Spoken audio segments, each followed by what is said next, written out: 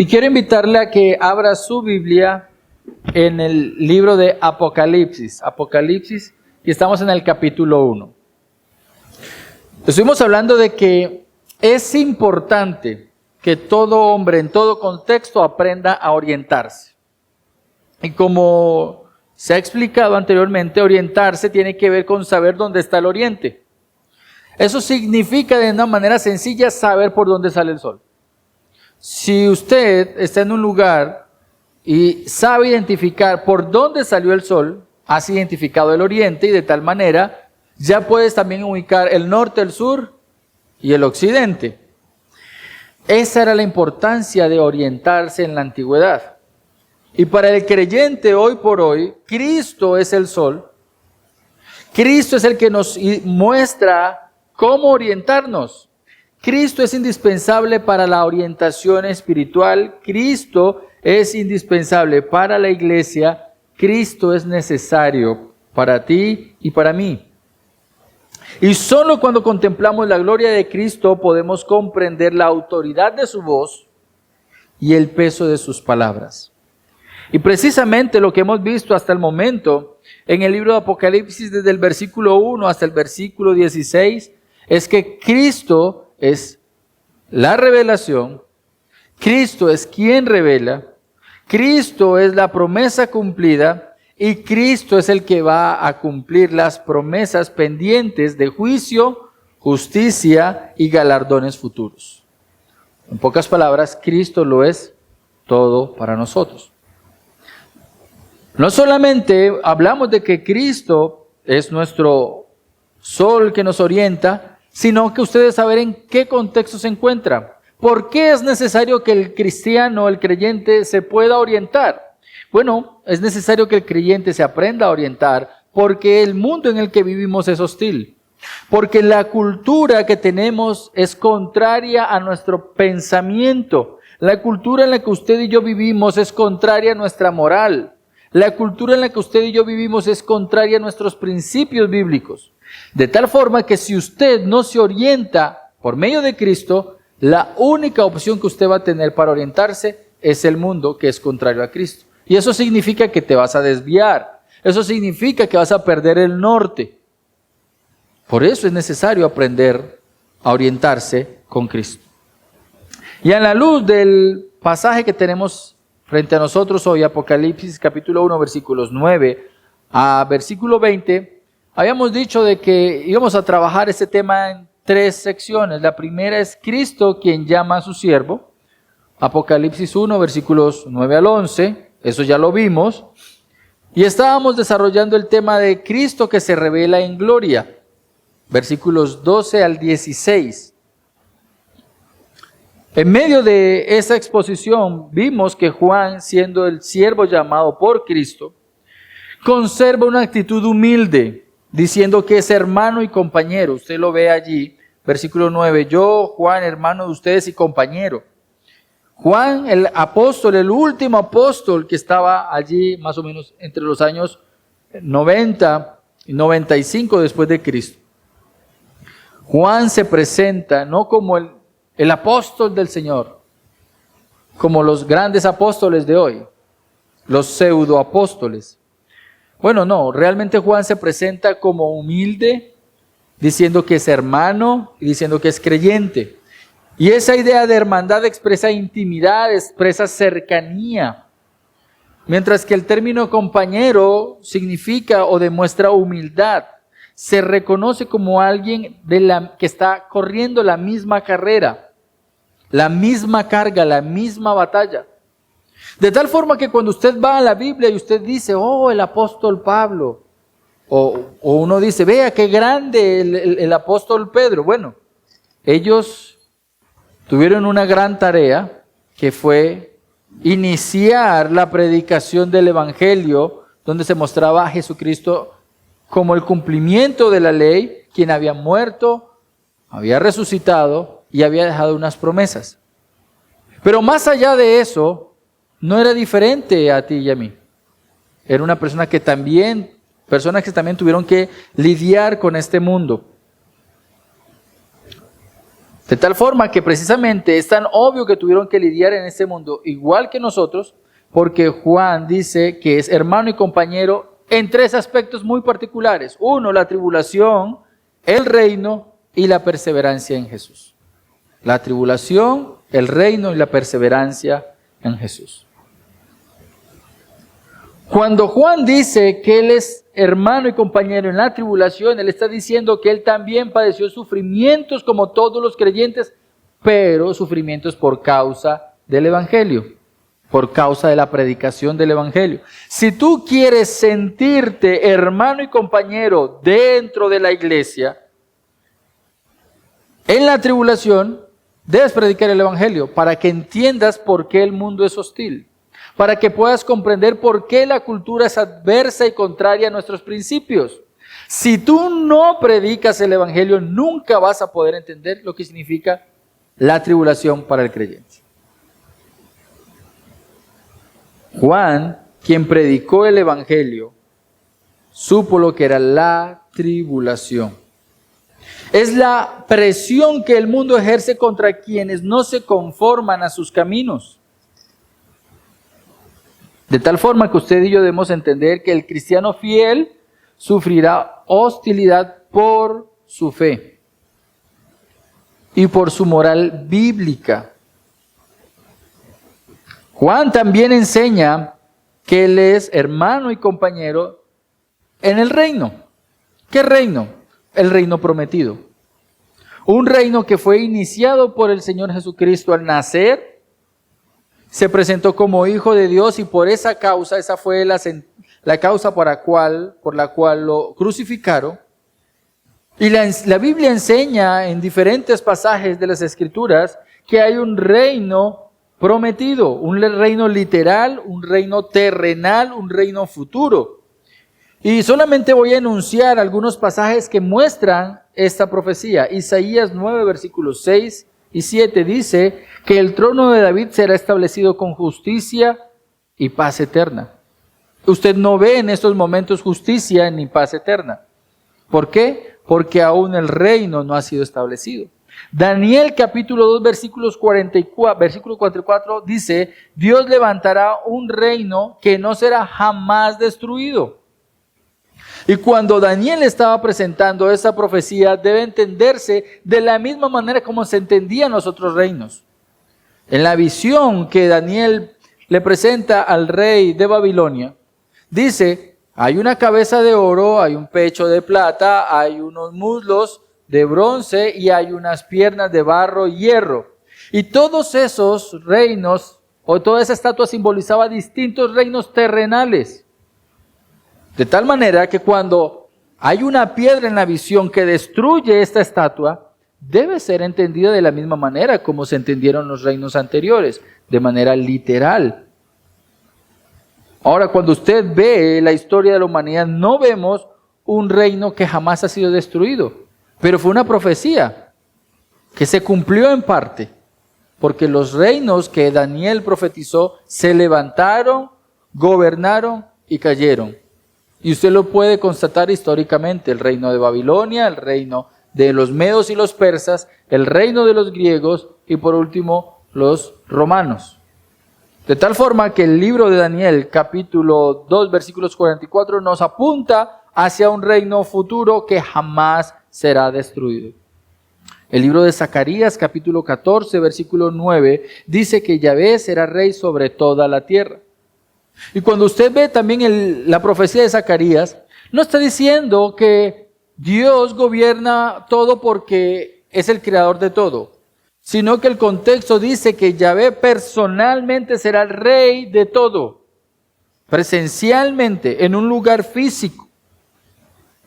Jeremías capítulo 23, versículos 5 y 6 nos enseñan que un rey justo reinará sobre Judá y salvará a su pueblo.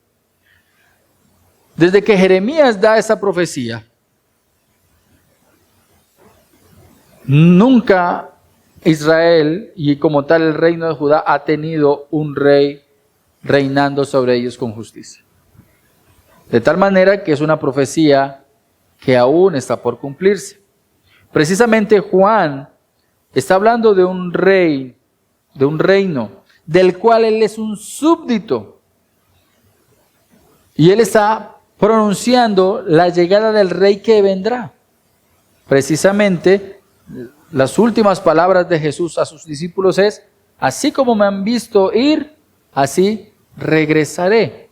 Y Juan se asume como un precursor de un reino que vendrá. Pero también Juan se presenta como un hermano y como un compañero en la perseverancia en Jesús. Traducido como paciencia, resistencia, aguante. Aquel que aguanta la prueba. Aguantar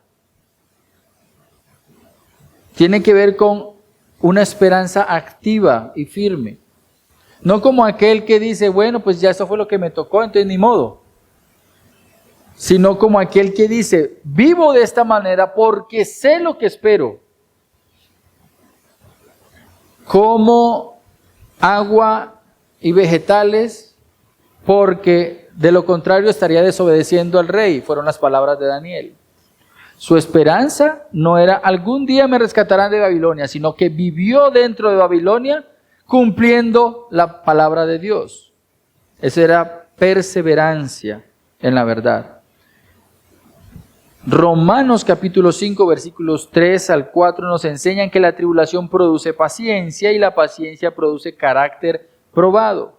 De tal manera que Juan modela esta perseverancia a pesar del aislamiento, de la pérdida, de la edad y de la persecución, permanecía fiel esperando y sirviendo. Y yo creo que esta verdad de la perseverancia en Jesús es clave para nosotros. Si tú crees ser una persona que porque tienes mucha edad, entonces ya el mandato bíblico no cumple o no te alcanza, yo creo que es todo lo contrario. Porque precisamente Juan está modelando cómo vivir fiel para el Salvador. Y si somos jóvenes, deberíamos seguir el ejemplo de Juan, quien conoció al Señor Jesús muy joven y fue fiel hasta la muerte. Permaneciendo fiel, esperando y sirviendo.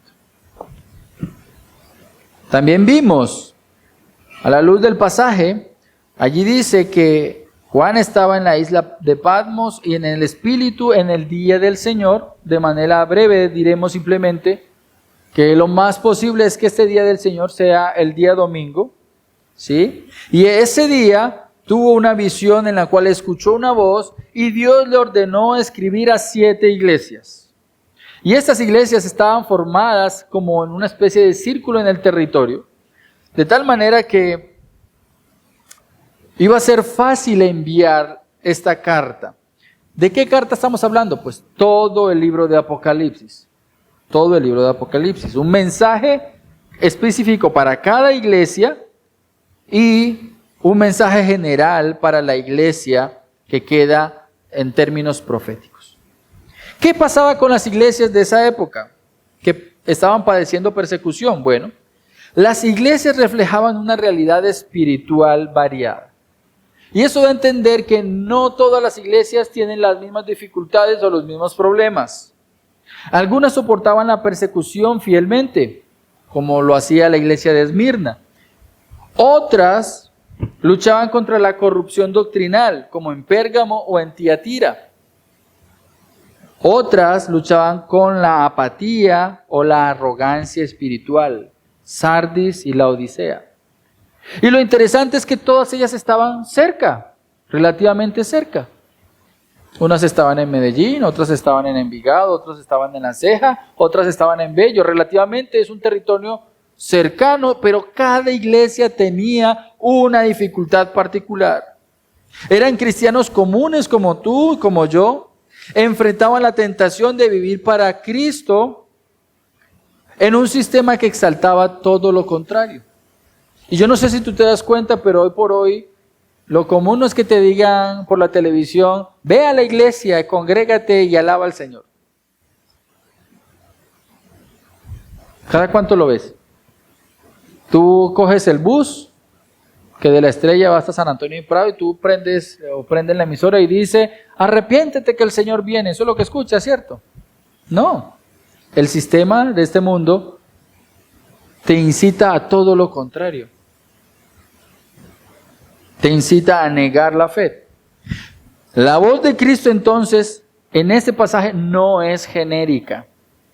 Es una voz que conoce, evalúa y exhorta, que consuela. Que si tú lees la carta que tenemos enfrente, te vas a dar cuenta que hay un mensaje para ti de manera clara. Posiblemente tu situación es la situación de la iglesia de Éfeso. Posiblemente tu situación era la situación de Pérgamo o Tiatira, que está lidiando con algunas ideas doctrinales. Posiblemente tu situación es como la de Sardis, de apatía. Posiblemente tu situación es como la situación de la Odisea, arrogancia espiritual. Pero Dios te conoce. Y Cristo, quien se presenta en este texto bíblico como quien camina entre su iglesia, da la idea de que Él conoce a su iglesia y conoce a cada individuo de manera particular. Juan recibe una palabra de aliento, advertencia y esperanza, escrita para ayudar a la iglesia a permanecer pura y fiel en medio del conflicto. Dos ideas. Dios quiere que su iglesia permanezca pura y fiel. Fiel da la idea de permanecer constante en el camino, en la batalla, y pura es vivir como Él quiere que vivamos. ¿Tú eres de los que permanece puro y fiel para el Señor?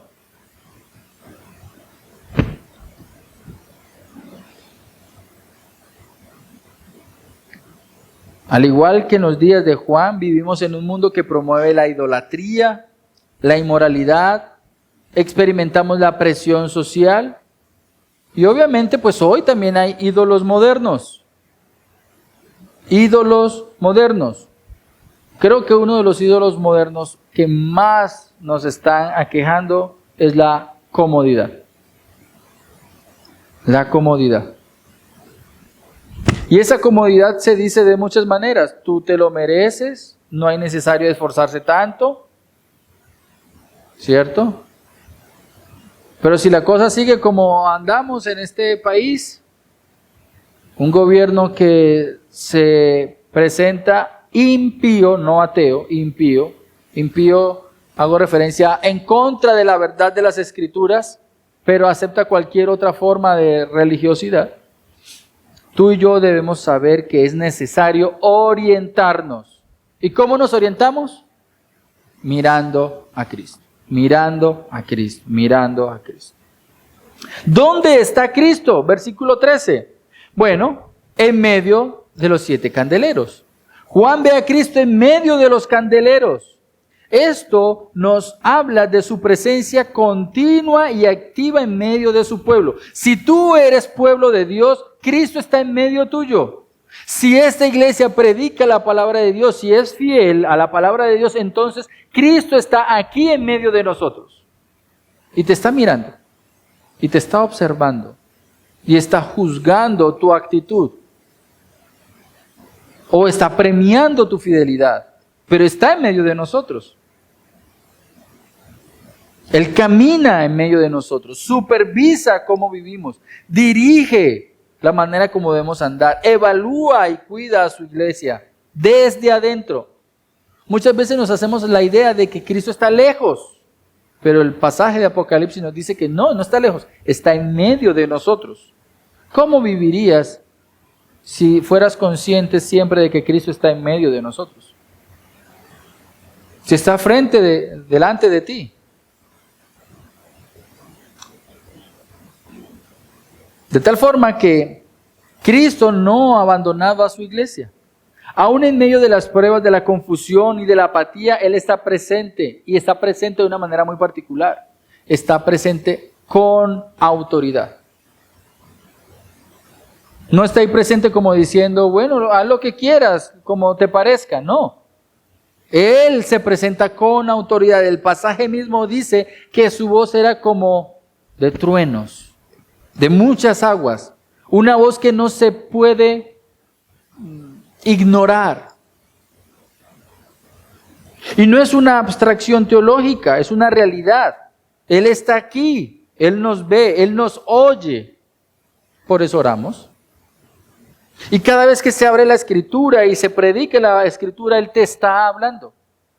Y cada vez que tú escuchas una predicación, hay dos formas en que puedes responder a la predicación. O la asumes con fidelidad y obediencia, o la ignoras como quien no quiere seguir las órdenes de Cristo. Cada una de ellas tiene sus consecuencias. Cuando el pasaje nos presenta sus vestiduras como una túnica y ceñido con un cinto rojo, esta idea de su vestidura apunta a su dignidad. Dice que la túnica larga sugiere dignidad, realeza, autoridad, y su cinto rojo habla de pureza, su cinto de oro habla de su pureza, de su majestad y su gloria. Cristo es nuestro sumo sacerdote glorificado que ministra en el verdadero santuario y no deja de interceder por su pueblo. ¿Cómo se presenta Cristo para nosotros hoy? Como aquel que es un sacerdote que intercede por nosotros, pero tiene autoridad. También dice, o nos presenta el pasaje, las partes de su cuerpo que son símbolos de su gloria y poder. Habla de su cabeza y sus cabellos blancos como lana, como nieve. Y eso apunta a su sabiduría eterna, a su pureza total y a su gloria divina. Sus ojos como llama de fuego, nada se escapa delante de él. Tú solamente ves su rostro, Él está viendo tu corazón. Tú solamente ves cómo se mueve, Él está viendo tus intenciones. Es su capacidad de ver y discernir todo con justicia. ¿Qué significa eso? Significa que Él está viendo todo de tal manera que tú no tienes forma de engañarle. Y cuando Él emita un juicio, va a ser justo. Sus ojos escudriñan el corazón del hombre. Nada se escapa de su mirada. Él ve la fidelidad, pero también ve la hipocresía y la idolatría. Pies semejantes al bronce bruñido, habla de su firmeza, su juicio santo, su autoridad inquebrantable. Sus pies pisan con poder. Su justicia es inamovible. Él purifica y juzga a su iglesia. Y es interesante ver esta idea aquí en este pasaje porque la manera como se nos está presentando aquí en cuanto a su justicia no es para mostrárselo al mundo. No es para decir al mundo, mira, ve el mundo, Dios es justo y va a pisar fuerte. No, está diciendo que Él dentro de su iglesia tiene pies como ¿qué? Como bronce bruñido. Él también hace justicia y juicio dentro de su iglesia. Y precisamente es lo que viene a continuación en nuestro estudio de Apocalipsis. El primero empieza a juzgar iglesia por iglesia. Y un día no solamente va a juzgar iglesia por iglesia, sino que va a juzgar vida por vida. Cada quien será responsable delante de Dios por lo que recibió y la manera como vivió. Voz como estruendo de muchas aguas, versículo 15. La voz de Cristo es imponente, irresistible, poderosa. Cuando Cristo habla, no hay lugar para la indiferencia. Su palabra penetra, convence y transforma. Dice que en su mano derecha hay 7 estrellas. Y esto es algo que vamos a retomar hoy. Porque si bien esa mano derecha es la mano de poder, de fuerza, también hace alusión a su relación. Siempre que un rey o un sacerdote quería mostrar o evidenciar cercanía con alguien, lo ponía al lado derecho. Entonces, si el hijo estaba al lado del rey, era para demostrar que ese iba a ser el hijo sucesor, su hijo amado. Si era la esposa la que estaba a mano derecha, era para mostrar que era la reina. El lado derecho manifestaba relación. De tal manera que en su mano, versículo 16, dice que estaban 7 estrellas en su mano derecha. Habla de seguridad, habla de relación. Él sostiene, protege, gobierna y está relacionado con estas estrellas. ¿Quiénes son esas estrellas? Son líderes o ancianos de estas iglesias. Versículo 16 también nos enseña que de su boca salía una espada aguda de 2 filos. Una espada grande, según el término que se usa en el original. El propósito de esa espada no era defenderse, sino atacar. Y esta espada entonces se presenta como una autoridad y es sinónimo de juicio por medio de su palabra. Su palabra revela, corta, expone, corrige, salva, es poderosa y es la última palabra, la palabra final. Yo no sé si usted, cuando ya está cansado de una discusión, usted dice, bueno, es así y punto. Ya no va más. O a usted no les ha pasado. Usted nunca dicen, esto es punto, punto final. Se acabó la discusión. Esto es y ya no más. Por ahí más de uno se sonríen. Dios sí tiene la última palabra. Lo que Él dice, eso es. Y punto final. Su rostro como el sol, cuando resplandece con toda su fuerza. Esto representa la gloria misma de Dios. Quien contemple a Cristo con fe no permanece igual. Su gloria transforma. Y hasta aquí llegamos nosotros en la última exposición. Estábamos explicando y mirando, observando qué mostraba el texto bíblico. ¿Qué podíamos entender nosotros con esa imagen o la manera como nos representa la visión de Juan a Cristo? Pero esto nos lleva a unas implicaciones. El ver los ojos de esta manera de Jesús, el ver los pies como bronce bruñido, el tener una voz como de muchas aguas, tiene una implicación para nosotros. Y cuando hablamos de implicaciones es porque nos apunta a lo práctico. A lo práctico. Cristo quiere que nosotros sepamos quién es Él hoy para ti y para mí como iglesia y cómo debemos responder como iglesia.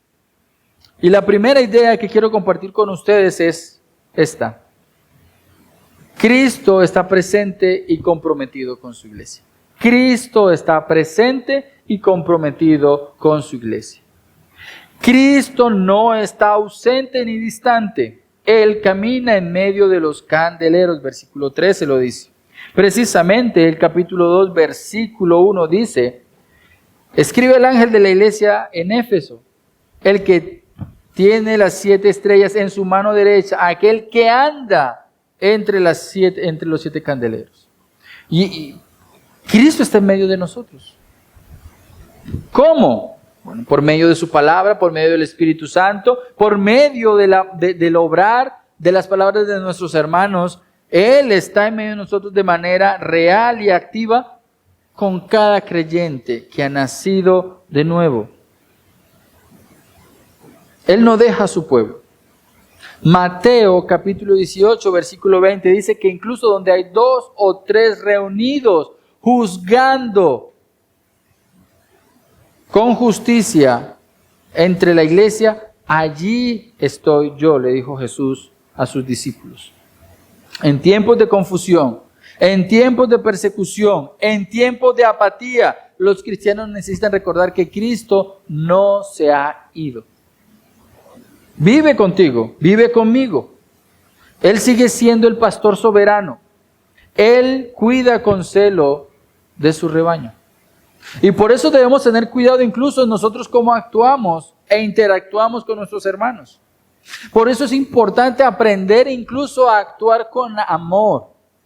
No sea que tú estés infringiendo a tu hermano, no sea saludable para tu hermano, eso posiblemente estás hiriendo a una oveja del Señor. Cristo está en medio de nosotros. Debemos tener mucho cuidado cómo andamos. La segunda verdad práctica es que Cristo es juez sacerdote y rey. Cristo es juez, es sacerdote y es rey.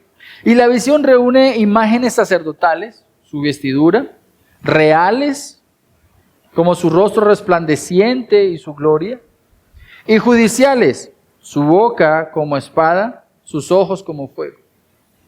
En cuanto a Cristo como juez justo, evalúa a cada iglesia con verdad. Ay, que es que nosotros somos Comunidad de Gracia en Envigado y por allá en Bogotá pasan otras cosas y en Cali pasan cosas y en Sabaneta hay otra iglesia, entonces creemos que todos vamos a ser cortados con la misma tijera. No. Cada iglesia es evaluada con verdad porque Cristo está en medio de esta iglesia. Él es Rey glorioso, que debe ser exaltado sobre todo poder. Filipenses capítulo 2, versículos 9 al 11 dice que Cristo, Jesús, recibe el nombre sobre todo nombre y un día todos se van a postrar delante de Él y van a decir, tú eres el Señor. O sea, Él se presenta y nos recuerda que Él es el Rey glorioso. Yo no sé si tú eres de los que estás acostumbrados a ser lisonjero, aquel que dependiendo de con quién estés, pues empiezas a tirarle flores. Ay, tan lindo, ay, tan amable, ay, usted tan buena persona. Y entonces es de los que nos mantenemos regando flores por todos lados y entonces a la final cuando todos se presentan, al que le había dicho que era el más lindo, ahora no sabe a quién decirle quién es el más lindo porque ya le regó flores a todos. Bueno, el cristiano realmente debe tener claro que el más hermoso, que el poderoso, el único y más y absoluto poder está solamente en Cristo. Que toda tu gratitud, que todo lo que tienes le pertenece a Él y lo debes manifestar cada día de tu vida. ¿Por qué? Porque es el Rey glorioso. En un reino no debía quedar duda alguna de que cada vasallo y cada súbdito le debía toda su pleitesía solamente al rey. Presentarle su pleitesía a otra persona era considerado un delito de muerte, porque posiblemente podrías atentar contra la vida del rey. Nosotros como creyentes, si estamos viendo que Cristo es el Rey glorioso, Él debe ser exaltado en tu vida sobre toda y cualquier otra cosa. El sacerdote eterno es presentado también en esta porción. Y esto nos recuerda que Él es el intercesor de su pueblo. Intercede por nosotros. Hebreos capítulo 7, versículo 25. De tal forma que no debes creer que esta iglesia se manda sola. Cristo es la cabeza, Colosenses capítulo 1, versículo 18, y es la autoridad absoluta. ¿Qué significa autoridad absoluta? Aunque tú no veas a Cristo gobernando, Él lo está haciendo. Y más temprano que tarde, Él le dará a cada quien según sus acciones. Él quitará máscaras si alguien ha vivido y practicado la hipocresía. Y Él levantará a los siervos fieles. No nos corresponde a nosotros. ¿Quién es el soberano absoluto? Cristo. No necesitamos rediseñar la iglesia según modelos humanos. Solamente debemos obedecer a aquel que gobierna con autoridad. Y es Cristo. Ahora, también esta porción que muestra a Cristo con todas estas imágenes, nos enseña que su palabra tiene autoridad y demanda obediencia. Su palabra tiene autoridad y demanda obediencia. De allí la importancia y la manera tan reiterada en que nosotros intentamos animarle a usted a que aprenda a leer la Biblia. ¿Por qué? Porque si usted sabe y aprende a leer la Biblia y sabe lo que dice la Biblia, esa palabra que usted está leyendo demanda de ti obediencia. ¿Por qué? Porque tiene autoridad. De hecho, no leer la Biblia ya es desobedecer a la autoridad, porque la Biblia nos enseña que debe ser leída, memorizada y compartida. La espada que sale de la boca en el versículo 16 representa la palabra viva, eficaz y cortante de Hebreos. No hay poder ni sistema humano que pueda resistirse a esta voz. Hebreos 4:12. Isaías 55:11 nos dice que cuando Dios envía su palabra, esa palabra cumple lo que tiene que cumplir según el propósito por el cual fue enviada. Para algunos la palabra de Dios ha de ser salvación. Para otros la palabra de Dios ha de ser juicio y castigo. Por eso es importante que tú y yo, cuando escuchemos la palabra de Dios, respondamos en obediencia a su palabra. Porque de lo contrario, esa misma palabra nos va a condenar. La iglesia no puede tratar la palabra de Cristo como una sugerencia. Y eso es importante. Ustedes saben que yo, cuando les comparto de ideas filosóficas, les digo, eso es lo que dice la filosofía. Tómelo como información. Pero cuando hablamos de la palabra, el tono cambia. La Biblia dice, 2 puntos, alaba al Señor. Entonces ya es una orden. Obedece al Señor, es un mandato. No dejes de congregarte, es un mandato. Sea agradecido, es un mandato. Como lo está aprendiendo Jacob en casa, 10 mandamientos. No tendrás dioses ajenos delante de ti, es un mandato. No te harás ídolos, es un mandato. Para los hijos, honra a padre y madre, es un mandato. Ama a tu hermano como a ti mismo, es un mandato. No es una sugerencia. Y nosotros vivimos creyendo que eso es historias para los niños. No. No fueron los niños los que recibieron los 10 mandamientos. No fueron niños los que recibieron la ley de Cristo. Fueron hombres que aprendieron de su desobediencia y después aprendieron a caminar confiando en que solamente el Espíritu Santo los podría hacer obedientes. Los podía hacer obedientes. Entonces, la palabra de Dios, la palabra de Cristo, no es una sugerencia. Él habla con autoridad y espera una respuesta. ¿Cuál es la respuesta que espera de nosotros? La obediencia. Debemos volvernos a su palabra, no solo para interpretarla correctamente, sino para obedecerla con temor y reverencia. Temor y reverencia. Cuarta aplicación. Una revelación gloriosa, contemplar a Cristo nos transforma. Si tú y yo todavía vivimos como hace 10 años es porque no estamos viendo a Cristo. Así de sencillo. Si tú todavía sigues pensando como hace 10 años, como hace 4 años, como hace 5 años, como hace 2 años, y tu mente no está siendo transformada y renovada continuamente, no estás viendo a Cristo. Porque ver a Cristo implica ser transformado.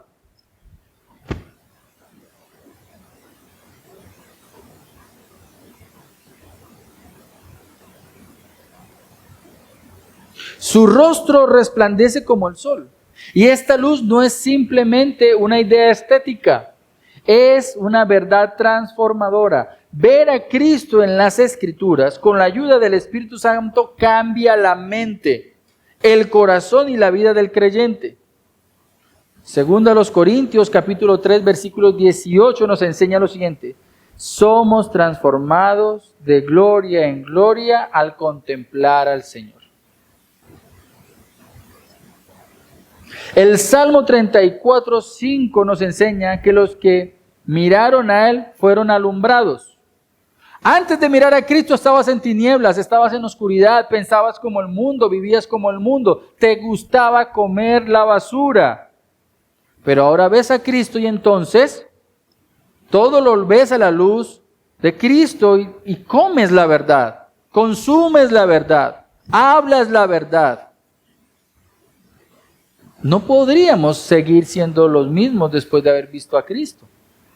La gloria de Cristo debe transformarnos. En tiempos de oscuridad no necesitas nuevas estrategias.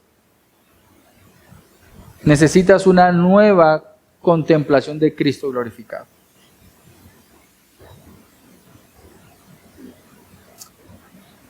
Esas son aplicaciones que salen a la luz de la visión que tuvo Juan al ver a aquel que caminaba entre las estrellas. Definitivamente, una iglesia que contempla a Cristo es diferente. Y si usted se da cuenta, aquí no hay implicaciones relacionadas con tú debes involucrarte en la política. Tú debes hacer proyectos culturales. El mundo no necesita proyectos culturales ni propuestas políticas. El mundo necesita ver cristianos fieles. Eso es lo que necesita el mundo. Cristianos que están en diferentes áreas, trabajando en la educación, en el negocio, pero siendo verdaderos cristianos. ¿Cómo se vería a Cristo trabajando en la empresa en la que tú trabajas? Diciéndole a sus compañeros de trabajo, ven, sígueme, vamos a tomar un cafecito y te comparto unas verdades. ¿Cómo se vería a Cristo en tu empresa o en la institución donde das clase o enseñas? ¿Te imaginas un estudiante diciéndote, mira, tengo un conflicto? Yo creo que la filosofía me llama, y tú, como alguien que tiene la verdad, tú le respondes, ¿tú crees que la filosofía tiene la verdad? Yo te voy a decir quién es la verdad. Cristo es la verdad. ¿Te imaginas cómo sería el mundo si tú realmente mostraras y reflejaras a Cristo? El mundo necesita cristianos verdaderos y fieles. Y la única manera de que tú reflejes a Cristo es que estés alineado con Él, viendo a Cristo, orientándote según la luz de Cristo. Si Cristo no está irradiando tu mirada y tu mente, nunca vas a poder impactar a tu hogar, a tus vecinos, a tus compañeros de trabajo. Jamás. Esa es la misión de la iglesia, ser luz y ser sal. Pero si no estás mirando a Cristo, no estás haciendo lo que Cristo ha ordenado. Ahora,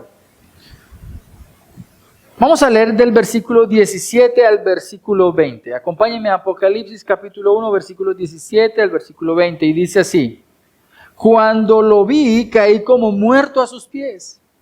Cuando Juan contempló la visión y vio a Cristo en toda esta gloria, dice, cayó como muerto a sus pies. No dice que murió, sino que parecía como muerto. Y él puso su mano derecha sobre mí diciendo, ¿y quién es ese él? Bueno, ya vamos a ver quién es ese él.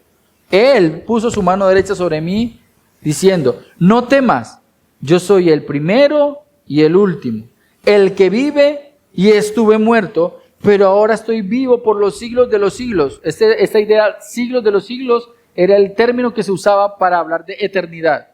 O sea, yo estoy vivo eternamente y tengo las llaves de la muerte y del Hades. Escribe pues las cosas que has visto y las que son y las que han de suceder después de estas.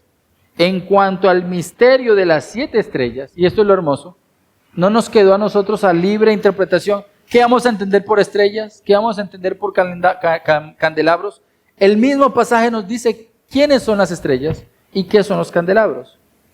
Las 7 candelabros de oro, las 7 estrellas son los ángeles de las 7 iglesias y los 7 candelabros son las 7 iglesias. A la luz de este párrafo, vamos a hablar acerca de Cristo, quien consuela y sostiene. Cristo, quien consuela y sostiene. La gloria visible de Cristo no solo nos muestra su majestad, sino también su ternura hacia los suyos. Las únicas personas que pueden experimentar el amor y la ternura de Cristo son los suyos, su iglesia, sus siervos fieles.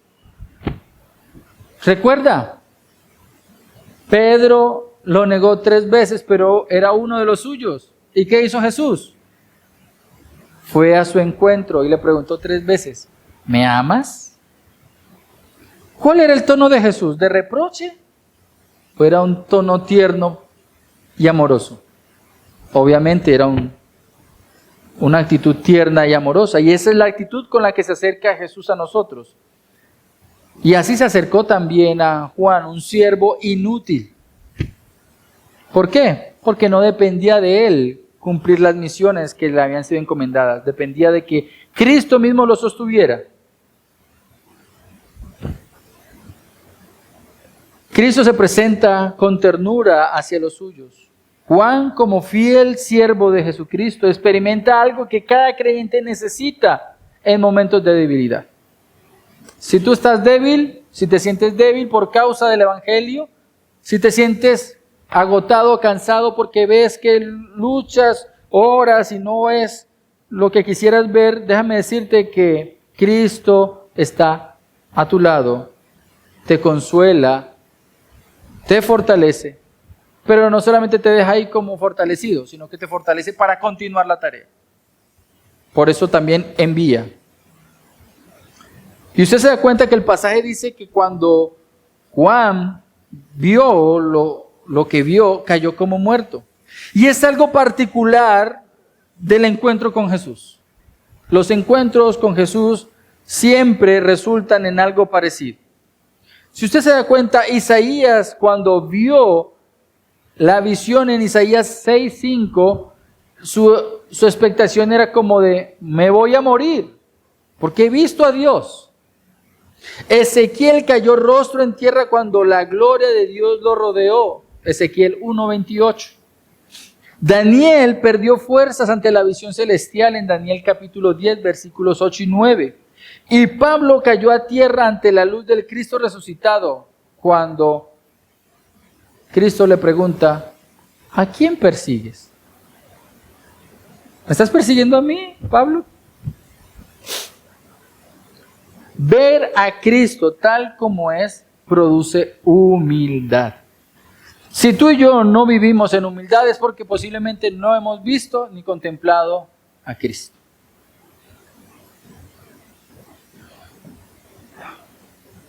Él alimenta nuestra reverencia.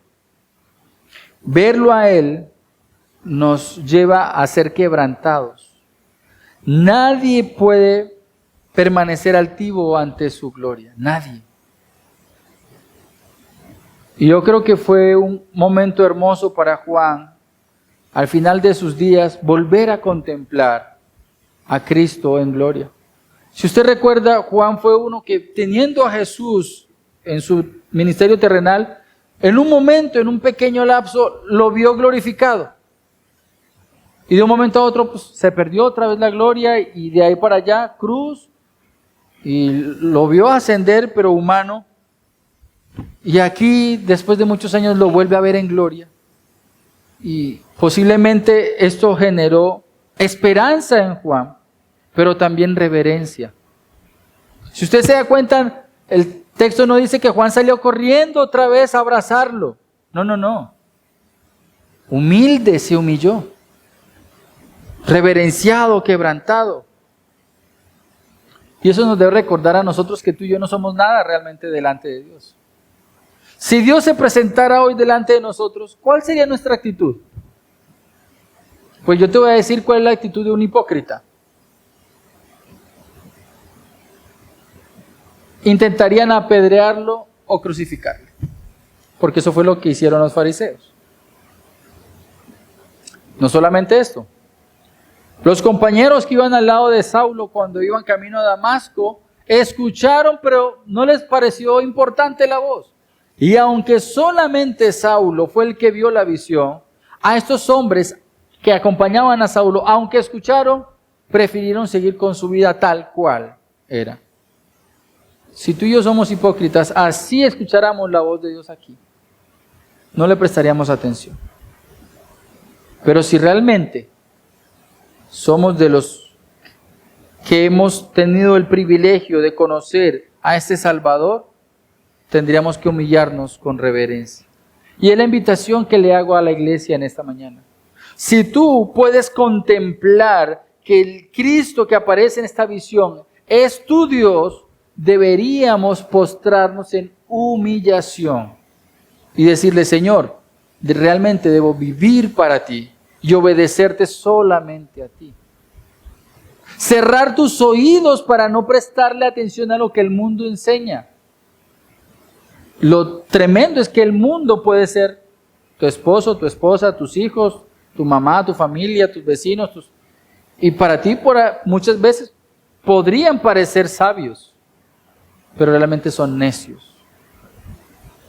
Pídele al Señor actuar con humildad y que puedas contemplar a Cristo. Pero también esta porción, versículos 17 y 18, nos muestra que ese mismo Cristo que fue visto en gloria no se queda alejado de Juan, sino que se acerca a Juan, lo toca y lo consuela. Lo toca y lo consuela. Y lo que le dice Cristo a Juan es: no temas, no temas. El pasaje dice: y él puso su mano derecha sobre mí, diciendo: no temas. La gloria de Cristo no aplastó al siervo. Por el contrario, la gloria se acerca con compasión. Cristo extiende su diestra, esa misma mano que sostenía las estrellas, esa misma mano toca a Juan. Esa misma mano que se presenta con gloria y con poder, gobernando las iglesias que son dirigidas por estas estrellas, esa misma mano se acerca a Juan para alentarlo.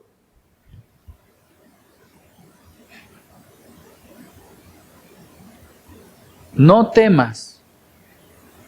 Es una idea que resuena en la Escritura desde Abraham hasta los discípulos de Jesús.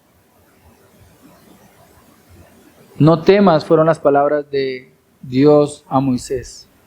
No temas fueron las palabras de Dios a Josué. No temas es el mensaje y el consuelo que Dios le da a los suyos. Porque la idea es que recordemos que Él está de nuestro lado, no contra nosotros. Y si Dios es con nosotros, ¿qué nos puede hacer el hombre? Y si Dios es a favor nuestro, no hay nada que nos aleje de su amor. Romanos. Él nos consuela. ¿Por qué es importante no temer? Porque la Biblia en Hebreos, en la carta de Pedro, nos enseña que somos extranjeros, que no pertenecemos a este mundo. Y claro, cuando tú y yo salimos inmediatamente, somos como una aguja en un pajar. Lo diferente, lo raro y a veces lo perdido. Todos son diferentes a nosotros y nos abrumamos. Y frente a esa distinción, donde obviamente somos distintos porque seguimos a Cristo, pensamos que todos vienen en contra de nosotros, y es verdad. Pero allí es donde Jesús dice: no temas, yo estoy contigo. Eres extranjero en este mundo, pero yo estoy contigo. La esperanza es que nos vamos a encontrar en el destino final, en el cielo. Y todo tendrá sentido. Por ahora, sé obediente, sé fiel. Atiende a mi voz. Cumple mis mandamientos. El Dios que es santo también es cercano. ¿Y cómo se acerca a nosotros? Bueno, se acerca a nosotros recordándonos tres verdades. Tres verdades. Primero, yo soy el primero y el último. Cristo no tiene principio ni fin. Él es el alfa y la omega, soberano sobre el tiempo, sobre la historia, sobre el universo. ¿Qué hay fuera de la historia? ¿Qué hay fuera del tiempo? ¿Qué hay fuera del universo? Lo único que está fuera de todo esto es Dios, quien creó todas las cosas. Cristo es soberano sobre el tiempo, sobre la historia y sobre el universo. Y es algo que tú y yo no podemos olvidar. Por eso somos alentados a no temer. La siguiente verdad es que Él vive. Estuvo muerto, pero vive por los siglos de los siglos. Y es interesante el orden en que se presenta. Mírame, le dice Cristo a Juan. Estoy vivo. ¿Me reconoces? Sí. ¿Pero te acuerdas que estuve muerto? Sí. Ah, bueno. Porque ya vivo por los siglos de los siglos.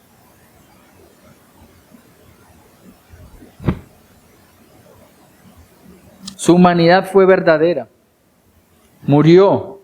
Pero su resurrección lo declaró victorioso. Y hoy es eterno. Y esa verdad nos enseña que Él es nuestro Salvador, quien tiene el poder para resucitarnos. Y por eso está ligado con la tercera verdad. Tengo las llaves de la muerte y del Hades. La muerte ya no tiene autoridad. La autoridad la tiene Cristo en su mano. Y cuando Él dice vida eterna, no hay nadie que nos pueda arrebatar ese regalo.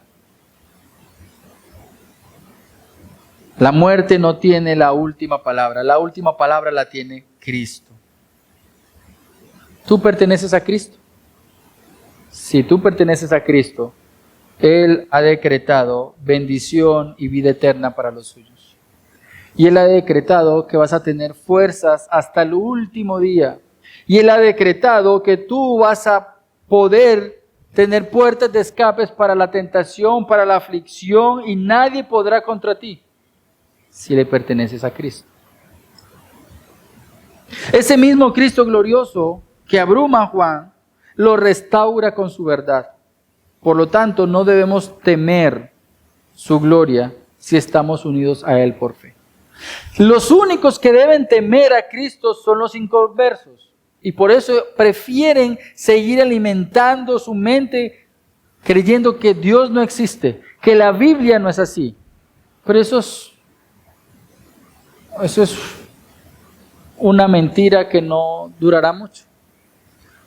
Por lo pronto, la escama de esa mentira durará hasta el día en que mueran. Y después de la muerte, el juicio eterno. Pero Cristo no solamente sostiene a Juan, Cristo no solamente consuela a Juan, versículos 19 y 20, sino que Cristo comisiona a Juan. Cristo no tiene siervos inútiles. Cristo no tiene holgazanes. Si tú haces parte del cuerpo de Cristo, debes estar haciendo algo. Debes estar haciendo algo. Los hijos de Dios han recibido dones para ponerlos al servicio de la iglesia. Si tú eres un hijo de Dios, debes ser útil para Dios. Y eso lo vemos aquí. Juan no solamente es consolado, no solamente es levantado, sino que es comisionado. ¿Y cuál fue la comisión? Escribe. Versículo 19. Escribe pues las cosas que has visto, las que son y las que han de suceder después de estas. ¿Y cómo entendemos esta idea? Bueno, lo que has visto, la visión de Cristo glorificado, capítulo 1, que es lo que hemos desarrollado hasta el momento. Se presenta a Cristo como el que revela, Cristo como la revelación, y se presenta la visión de Cristo como aquel que está en medio de su iglesia, lo que has visto. Lo que son, las cosas que son, capítulos 2 y 3. ¿Qué es lo que es? Bueno, el estado de la iglesia. Y eso es lo que va a escribir también Juan más adelante. Y después tenemos lo que ha de suceder después de estas, capítulos 4 al capítulo 22. La comisión de Cristo a Juan es que fuera fiel al redactar, como tenía que escribirlo, estas visiones y estas profecías. Y quiero seguir recordando lo siguiente. En medio de un mundo hostil, de contexto donde la fe verdadera parece menguar, Cristo se revela como el Señor glorioso que no ha abandonado a su iglesia. Si tú caes por causa de la debilidad, Él te levanta. Si tienes temor del futuro, recuerda que Él ya venció. Y si tienes dudas de tu utilidad, Él aún llama y aún envía. Ese es el Cristo glorioso en medio de su iglesia, majestuoso en gloria, tierno en compasión y fiel para comisionar a los suyos. Quiero compartir con ustedes unas conclusiones finales. Y si Dios lo permite, el próximo domingo estaremos tratando el mensaje a la iglesia de Éfeso. Cristo glorioso no está lejos, y es algo que no puedes olvidar. Está en medio de su iglesia, está llamando, está revelándose, mostrándose a nosotros, y está fortaleciendo a su pueblo. Por lo tanto, Cristo te llama. Cristo te llama. En la tribulación no estamos solos. Somos hermanos y compañeros en la fe. Él te llama a vivir en compañerismo. Cristo se revela. En medio de la confusión en la que puede estar tu mente, en medio de la confusión que el mundo mueve constantemente, si miras a Cristo y miras su gloria, vas a ser orientado y vas a ser sostenido. Y Cristo consuela y comisiona. Su poder va unido a su ternura. Él es el primero, Él es el último y vive por los siglos de los siglos. Así como el sol orienta al caminante cada mañana, Cristo glorioso es nuestra luz y nuestra guía. Donde Cristo es visto con claridad, la iglesia se orienta con fidelidad. Y yo quiero que guardes esta idea. Si Cristo es visto con claridad, tú vas a ser orientado con fidelidad. Si miras a Cristo, vas a saber qué tienes que hacer y cómo tienes que vivir. Quiero orar para terminar. Señor Dios, tu gran plan y el propósito de tu voluntad es glorificar a Cristo. Un día, todos los elegidos contemplarán su gloria y le amarán y glorificarán para siempre. Sé que nuestro amor hacia Cristo es pequeño, en ocasiones muy interesado, pero te pedimos que nos ayudes a verle con mayor claridad para que nuestro amor sea genuino, puro y verdadero. Haznos estudiar con disciplina a Cristo, para que lo podamos adorar en espíritu y en verdad, que podamos mostrar nuestra gratitud y buscar y conocer su voluntad por amor. Ayúdanos a ser como Cristo, a desear hacer la voluntad del Padre como Cristo lo deseó, a vivir en santidad como Cristo vivió y a caminar con amor y humildad. No nos dejes a nuestra propia merced, sino que la imagen de Cristo sea evidente en nosotros para que llegue a ser demasiado sabio para errar. Que podamos ser demasiado bondadosos como para herir. Que seamos demasiado delicados como para aplastar. Ayúdanos a ser una iglesia fiel en este mundo impío. Te lo pedimos en el nombre de nuestro Señor Jesucristo. Amén y amén.